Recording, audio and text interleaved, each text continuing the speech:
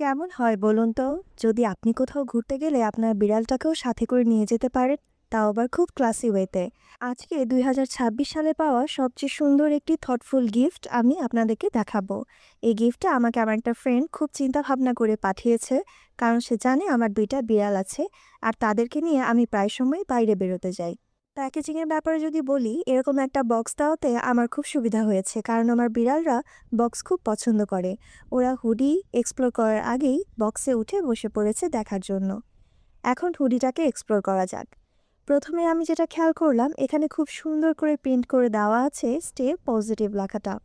আবার চেইনের কোয়ালিটিগুলোও বেশ সুন্দর দেখলাম। সুন্দর করে একটা ডিজাইন করা আছে। এছাড়াও যেখান থেকে আমাকে এটা গিফট করেছে তাদের লোগোটাও দেওয়া আছে। এরপর সবকিছু ভালোভাবে চেক করে নিয়ে দেখলাম এটা একটা সুন্দর হুডিও আছে।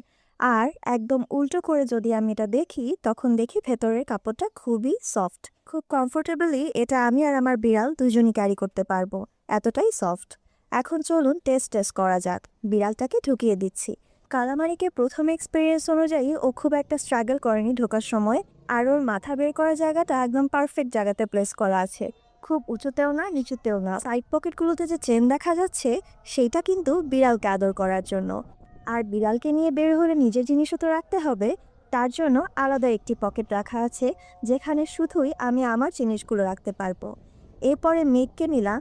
ও এতটাই আরাম পেয়েছে যে ও বেচারা ঘুমিয়ে পড়েছে। এখানে আরেকটা প্লাস পয়েন্ট হলো, আমি যখন বিড়ালটাকে বের করে ফেলবো, তখন ওর এই মাথা বের করার এই জায়গাটা কিন্তু কখনোই স্ট্রেচি হয়ে যাবে না, কারণ এখানে সুন্দর একটা লুপ সিস্টেম করে দেওয়া আছে।